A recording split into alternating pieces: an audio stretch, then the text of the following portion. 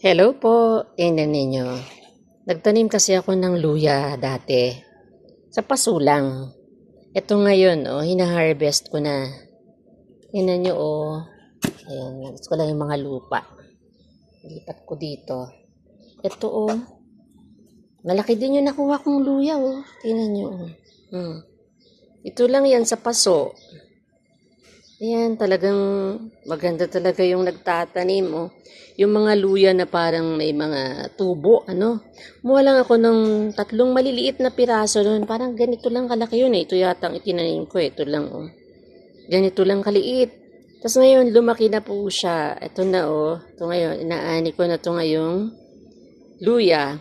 Meron akong tanim dito ng mga, siguro 3, 4, ilang yan, yung mga paso na yan. Aanihin ko na yan ngayon. Salamat sa Diyos. Meron akong luya. Mahal pa naman ng luya. Yan. Magtanim po tayo.